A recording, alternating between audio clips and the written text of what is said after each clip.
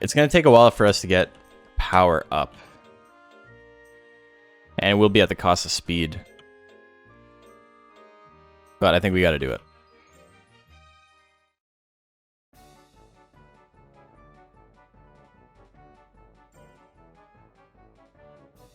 Speed level went down. Womp womp. I love how when he eats, it feeds it to the lizard mouth too.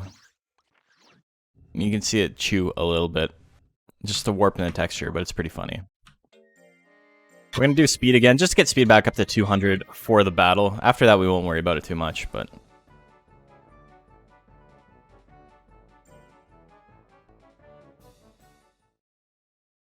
Okay, speed level went up. You love to see it. Light drills in this game suck. Or light work. It does not raise your stats very much, even during Prime. There's no plus 15. You're never going to hit that. You need the hard work in order to get those stat gains. And then even then, it's not great. Errantry in this game is just called training. And it's technically called training in... Oh, I went to save. It's just a force of habit. It's technically called training in Monster Farm 2 as well. But that's where your stat gains are in this game. If you can afford to go to training every month, you do. Like, it's so much easier. You get a shit ton of stat gains. Way, way better stat gains than just working. We already know we can beat Mopedo, so... Not worried about that. Guron's the only other guy. The builds in this game for the opponents are not like Monster Rancher 2. They're not like well balanced. E and D are pretty much the same in Monster Rancher 1. Yeah, it's like a very slight difference. Monster Rancher 1 E rank is like fresh off the disc, and D rank is like I spent 3 weeks training. This guy's got 182 attack and power. You know, you put some work in, not much, but some. Okay, can you stop landing your attacks, please? Get out of my face.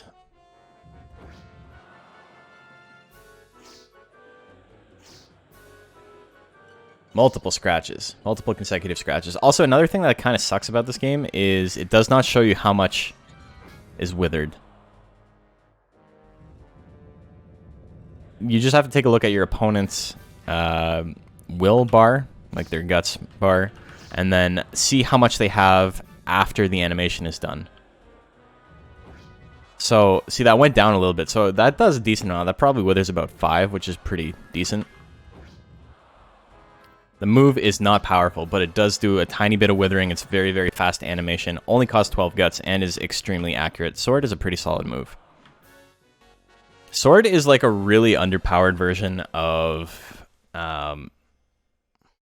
like, it's kind of like straight, but it's not on a 6 guts rate monster. Sword would be closer to straight if Disc had a 6 guts rate. It also doesn't do as much withering, like nothing's as busted as straight, but the fact it only costs 12 is really good. Gotta fight this big old golem. But yeah, as I was saying, the builds for the tournament monsters are not balanced in this game. They do not follow any sort of pattern. It's not like, oh, this is a golem, so it's gonna have high power. It's like, you have no fucking idea. There's a worm with like 700 power and life and like 100 in every other stat in rank A. It's great. I love it. The stress thing in Monster Rancher 2 interested me a bit mechanically, since 20% crit is what Fame nets you in Monster Rancher 1. Yeah, exactly. So Fame is stronger in Monster Rancher 1 because there is no sharpness rating on your attacks. At maximum Fame, all of your attacks have a 20% chance to crit.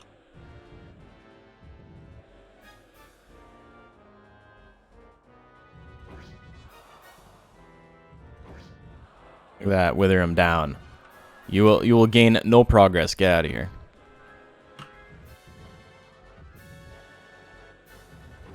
Oh, you want to dodge 4 in a row? I don't like that. Not a fan of that. That's the first time I ran out of guts in this entire match. The stress thing adding crit chance in Monster Rancher 2 is so bizarre. I feel like it was intended to not work the way it does. Like, it's like a half implemented system. I don't know what to say about it though. But yeah, I'm not surprised nobody found it until somebody looked at the code. Yeah, no, exactly. How the hell were you supposed to know? And the thing is with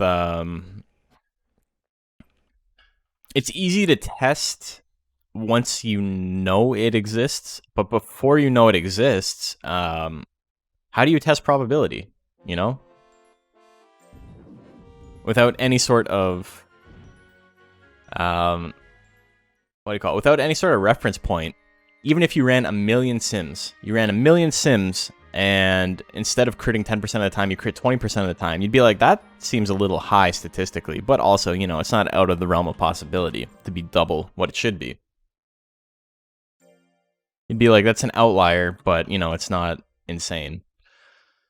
But what the Japanese players were doing once I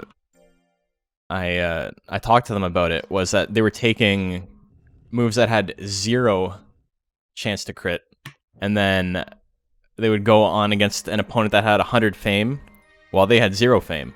And they were seeing that, oh, this move with 0 sharpness is critting. Okay, that makes sense. And then they would take it against another monster that has 0 fame with 100 stress, and being like, oh, this also works. Okay, so this is true. While there is a method to test, it's one of those things where until you know it exists, you don't know to look. Okay, so that wasn't bad. We get a CD fragment here, so we can sell that for some monies. Not bad. We're still making money, which is nice. I think we're at a point where we're kind of self-sufficient. If we can enter a tournament every 2 months, we can afford to actually train properly. Speed, yeah, whatever. We'll do this. Nobody cranks up their stress and then goes into a fight. No, exactly. But I'm really kind of unsure on if it was intended or not, you know? Like, sure, it's probably, like, intended, but I really think it's part of a bigger system that was not fully implemented. And they're like, you know what, this part works, it doesn't crash the game, we'll just leave it as is. If people find it, whatever. Because the game was rushed in many aspects. But yeah, I think that's really funny to me is that Bajarl in the Japanese scene is extremely popular because he's like a novelty, right? Same way that like Proto was like a thing all of us wanted to raise. Reduced fees. Do we have a battle next month? We do. Okay, so I'm gonna miss out on about 500 bucks. I think we're gonna go. I think we're gonna risk it. But what's very different about this game is the errantry system. You unlock the rest of your errantries once you are in rank C, not rank B. So you get it quicker, but you go from having 3 to having 6. Spot Ravage. So this will be a far away one, I believe. Or Spot Ravage. No, Spot Ravage is close up, right? That's accurate. We'll go for it. We're YOLO. We got it. See you in 4 weeks. Give me my attack.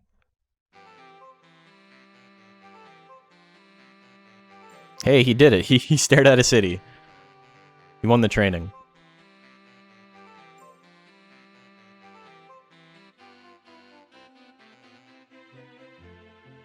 They actually animated the disc rolling really well.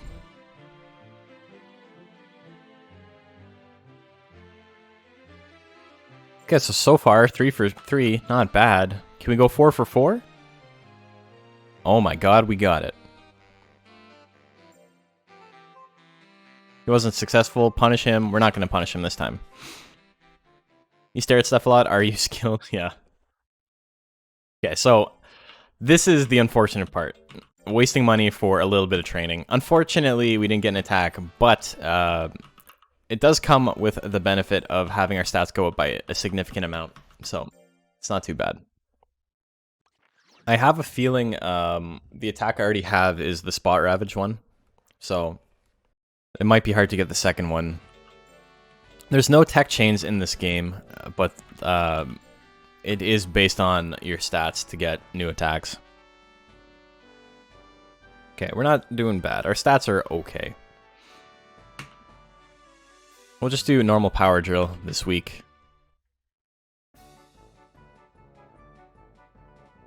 We pulled the cart. We did it. Maybe I should move up to rank C. The money is quite a bit better. Realistically, I could probably beat rank C with my stats right now. I don't do a lot of damage, so that's what I'm kind of worried about. But outside of that, it wouldn't be as much of a stomp as rank D is, but I still think I could win. Yeah, see, this is an adolescent Suezo, so some of his gills have disappeared, but the ones on his head have not yet.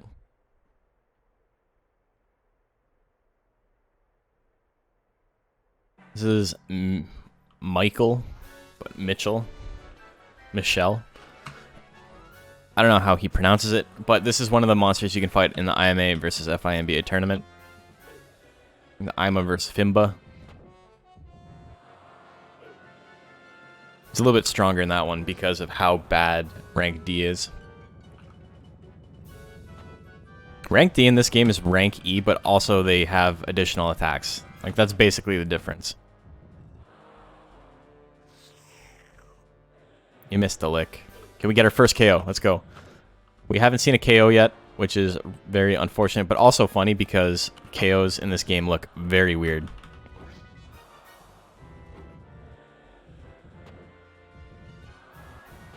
There we go. We got a KO. Does it look like he's KO'd? It does now. You probably need the heavier special attacks to get KOs after D. Yeah. I can't even get KOs in D. That was the first one I got. I'm doing single-digit damage most of the time because I only have really weak attacks and 100 power. But I also don't have to worry about taking any damage, right? Because if I get hit, I get hit.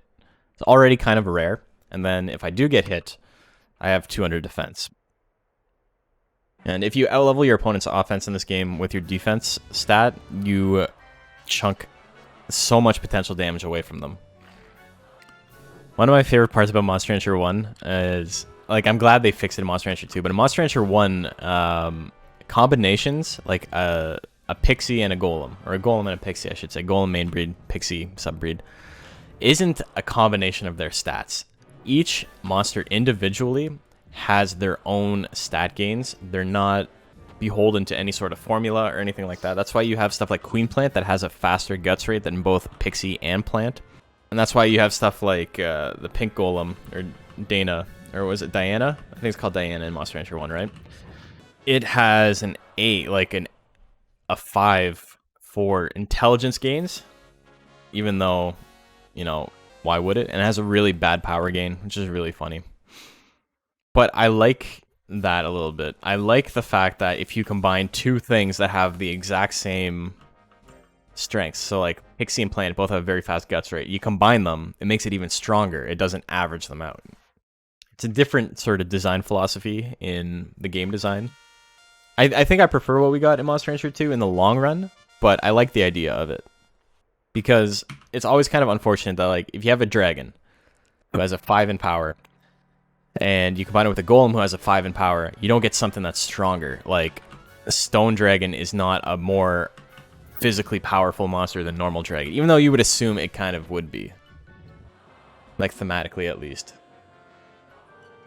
We'll try and get some stronger attacks, and we'll work on our power a little bit, so we can get some KOs instead of whatever degenerate gameplay we're doing right now. We're just stopping my opponent from attacking. Oh no, we got hit with the belly claw, 33 damage. Now we have to actually do some damage. I think we're winning, but spooky. Belly claw is a great attack. I wish they brought it back. It's in Monster Rancher Battle Card, except it's called Clutch.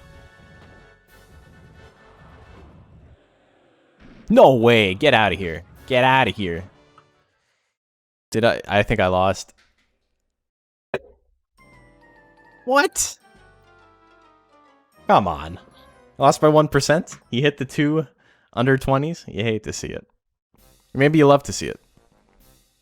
I can't believe I lost that. Whatever, we made 1,200. We need to do more damage. We need to do some more damage. I got busted up a little bit. I'm not gonna lie.